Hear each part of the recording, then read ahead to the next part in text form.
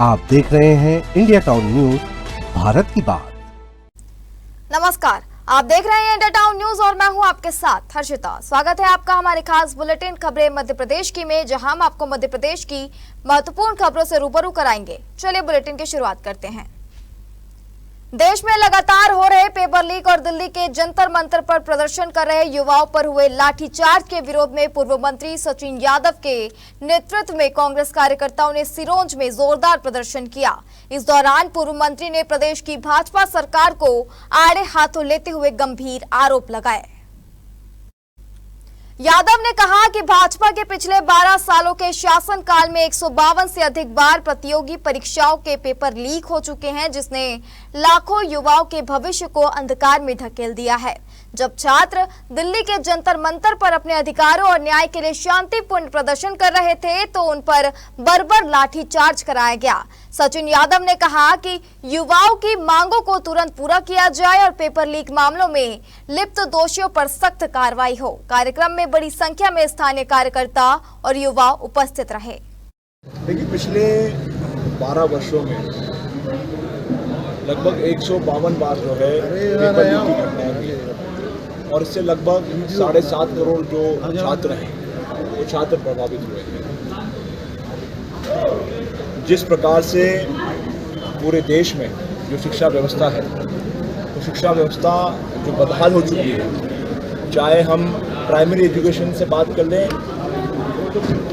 चाहे हम high school, middle school, high secondary या चाहे हम उच्च शिक्षा की बात करें, पूरे शिक्षा व्यवस्था में एक दीमक लग चुका है और कहीं ना कहीं इसके लिए पूर्ण रूप से जो आज वर्तमान सरकार है, चाहे प्रदेश की सरकार हो चाहे वो केंद्र की सरकार, वो पूर्ण रूप से जिम्मेदार है।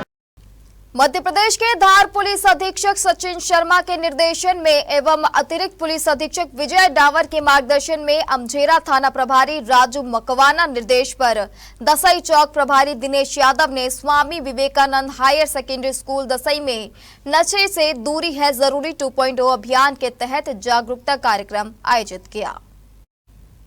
चौकी प्रभारी यादव, प्रधान आरक्षक मेहरबान सिंह गुर्जर, स्कूल डायरेक्टर अशोक सिंह रघुवंशी की मौजूदगी में हुई इस कार्यक्रम में छात्र छात्राओं को नशे के दुष्परिणामों के बारे में समझाया गया।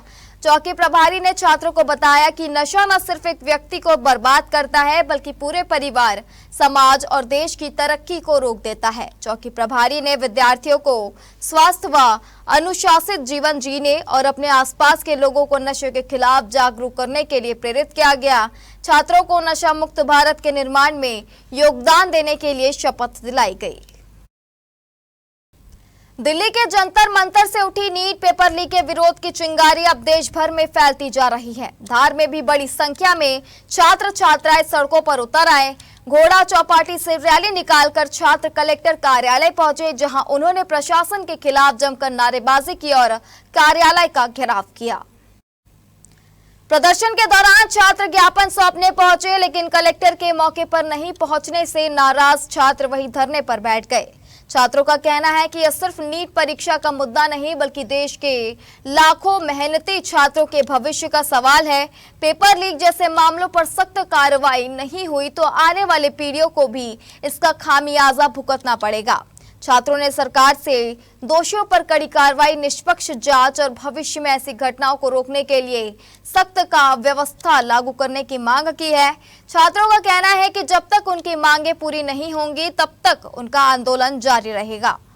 राष्ट्रीय स्तरीय मांगे भी है और जिला स्तर की मांगे है। हमारी मांगे ये है कि जो निजी कॉलेज में जो अवैध तरीके से बीएड और डीएलएड में 50% फीस अवैध तरीके से वसूल रहे एवं अवैध तरीके से इनके 10वीं और 12वीं की मार्कशीट जमा किए रखी है, जिससे छात्र किसी भी अन्य प्रकार की जो वैकेंसी निकली उसमें फॉर्म नहीं भर पाते, उससे वंचित रह जाते हैं। तो हमारी ये मांगे है कि बच्चों को जो नर्सिंग बच्चे हैं और बीएड डीएलएड के बच्चे हैं उनको उनके डॉक्यूमेंट्स दिया जाए तथा जो शुल्क विनियामक समिति द्वारा निर्धारित बीएड की जो 32,000 फीस है बच्चों से 32,000 फीस लिए जाए। जो अवैध तरीके से ये निजी कॉलेज वाले समस्त धार जिले के 55,000 रुपये वसूल रहे उस पर रोक लगाई जाए एवं कॉलेज का लाइसेंस रद्द किया जाए एवं डीएलएड की जो फीस है लगभग 30,000 से 35,000 के बीच में जिले में हमारे जिले के लिए निर्धारित है। वो फीस लगभग ये लोग निजी कॉलेज वाले 70 और 65,000 अवैध तरीके से वसूल रहे, उस पर रोक लगाई जाए। श्योपुर चंबल मुख्य दाहिनी नहर में खरीफ फसलों की सिंचाई के लिए पर्याप्त पानी उपलब्ध कराने की मांग को लेकर ग्राम ढोटी स्थित चंबल नहर में किसानों ने किसान नेता राधेश्याम मीना मुंडला के नेतृत्व में धरना प्रदर्शन किया। इस दौरान किसानों ने सिंचाई विभाग श्योपुर के एसडीओ को मुख्यमंत्री डॉक्टर के नाम ज्ञापन सौंपकर कोटा बैराज से चंबल मुख्य दाहिनी नहर में तत्काल 2500 क्यूसेक पानी छोड़ने तथा लगातार 75 दिनों तक जल प्रवाह बनाए रखने की मांग की। किसान नेता राधेश्याम मीना मुंडला ने बताया कि इस साल कम वर्षा और बदहाल विद्युत व्यवस्था के कारण श्योपुर जिले के किसान खरीफ फसलों की सिंचाई के लिए पूरी तरह चंबल मुख्य दाहिनी नहर पर निर्भर है। वर्तमान में कोटा बैराज से सीमित मात्रा में पानी छोड़ा जा रहा है, जिससे श्योपुर जिले की उप शाखा एवं माइनर नहरों तक पर्याप्त पानी नहीं पहुंच पा रहा। अंतिम छोर पर स्थित खेतों को पानी नहीं मिल रहा है और खरीफ फसलें प्रभावित होने लगी है। उन्होंने कहा कि यदि शीघ्र पर्याप्त मात्रा में पानी उपलब्ध नहीं कराया गया तो किसानों की फसलें नष्ट हो सकती है, जिससे हजारों किसानों को भारी आर्थिक नुकसान उठाना पड़ेगा। ज्ञापन में मांग की गई है कि कोटा बैराज से कम 2500 क्यूसेक पानी छोड़ा जाए, 75 दिनों तक निरंतर जल प्रवाह सुनिश्चित किया जाए। किसानों ने चेतावनी दी है कि यदि मांगों पर जल्द निर्णय नहीं लिया गया तो किसान उग्र आंदोलन करेंगे। अब वक्त हो चुका एक छोटे से ब्रेक का। अब बने रहिए इंडिया टाउन न्यूज के साथ। क्या आप बाल झड़ने से परेशान हैं? अब अपनाइए प्रकृति की शक्ति, पाइए घने चमकदार बाल और खूबसूरत दमकती त्वचा। प्रकृति का वरदान Rukhsana shine herbal beauty combo kit, प्राकृतिक जड़ी बूटियों से तैयार। अब पाइए खूबसूरत चमकते बाल और त्वचा। हर्बल गुणों से भरपूर ये कॉम्बो आपके बालों और त्वचा की देखभाल में मदद करता है। अब उपलब्ध Amazon, फ्लिपकार्ट और नीचे दिए गए लिंक पर अभी ऑर्डर करें और हर्बल केयर का अनुभव लें। उज्जैन में आगामी श्रावण भादो मास को लेकर प्रशासन पूरी तरह अलर्ट है। भगवान श्री महाकालेश्वर के दर्शन और प्रत्येक सोमवार को निकलने वाली पारंपरिक सवारी को लेकर कलेक्टर रोशन कुमार सिंह और अन्य अधिकारियों ने मंदिर परिसर और सवारी मार्ग का निरीक्षण किया। श्रद्धालुओं की सुविधा, पार्किंग, कतार व्यवस्था और निर्माण कार्यों की समीक्षा करते हुए सभी व्यवस्थाएं समय पर पूर्ण करने के निर्देश दिए गए। निरीक्षण के दौरान अधिकारियों ने करकरास पार्किंग, दत्त अखाड़ा क्षेत्र, चार धाम पार्किंग, झालरिया मठ, नृसिंह घाट और श्री महाकालेश्वर मंदिर परिसर का भ्रमण कर श्रद्धालुओं के लिए जा रही व्यवस्थाओं का जायजा लिया। इस दौरान कतार प्रबंधन को और अधिक सुगम बनाने के लिए आवश्यक निर्देश भी दिए गए। अधिकारियों ने निर्माणाधीन कार्यों की प्रगति की समीक्षा करते हुए संबंधित एजेंसियों को सभी कार्य समय सीमा में गुणवत्तापूर्ण ढंग से पूरा करने के निर्देश दिए। साथ ही भगवान महाकाल की श्रावण भादो मास की प्रत्येक सोमवार की पारंपरिक सवारी के पूरे मार्ग का निरीक्षण कर सुरक्षा, साफ सफाई और अन्य व्यवस्थाओं को समय रहते पूरा करने के निर्देश दिए गए। जी, जैसा आपको विदित है 30 जुलाई से सावन का पवित्र महीना शुरू हो रहा है और 3 अगस्त को पहला सोमवार है और बाबा महाकाल की सवारी जो है निकलेगी और सभी श्रद्धालु जैसा आपको मालूम है कि बाबा महाकाल के दर्शन प्राप्त करेंगे। सवारी मार्ग पे पूरी तैयारियां जो हैं बहुत तेज़ गति से चल रही हैं और आने वाले 3-4 दिनों में पूरा मार्ग कंप्लीट हो जाएगा। जैसे ढाबा रोड देखा हम लोगों ने और आज वरिष्ठ अधिकारियों ने, संभायुक्त साहब ने, ADE सर ने पूरी टीम के साथ दौरा किया है और उनके भी निर्देश प्राप्त हुए हैं और आने वाले 3-4 दिनों में पूरा मार्ग जो है तैयार हो जाएगा, जिससे कि जिस परंपरागत तरीके से सवारी निकलती है उसी तरीके से निकलेगी और जैसे श्रद्धालु जुड़ते हैं सवारी से तो पूरी कोशिश वैसी है कि इस बार भी भव्य तरीके से सवारी निकले। जिन हाथों में कांच की चूड़ियां खनकती है वे हाथ अब स्टीयरिंग थामेंगे और ड्रोन चलाएंगे। पायल वाले पांव अब क्लच ब्रेक कंट्रोल करेंगे। जी हाँ, खेती किसानी में महिलाएं पुरुषों का वर्चस्व तोड़ेंगी और आत्मनिर्भरता की राह पर चल पड़ेंगी। ये कोई कहानी नहीं बल्कि हकीकत है मध्य प्रदेश के सीहोर जिले के बुधनी क्षेत्र की उन ग्रामीण महिलाओं की जिन्होंने आगे आकर आधुनिक खेती की तकनीक सीखी है। आखिर माजरा क्या है, बताते हैं बुधनी से कन्हैया नाथ की इस रिपोर्ट में। केंद्रीय कृषि मशीनरी प्रशिक्षण एवं परीक्षण संस्थान बुधनी द्वारा आयोजित 15 दिवसीय विशेष प्रशिक्षण कार्यक्रम में महिला किसानों और ग्रामीण महिलाओं ने आधुनिक कृषि तकनीकों का व्यवहारिक प्रशिक्षण प्राप्त किया।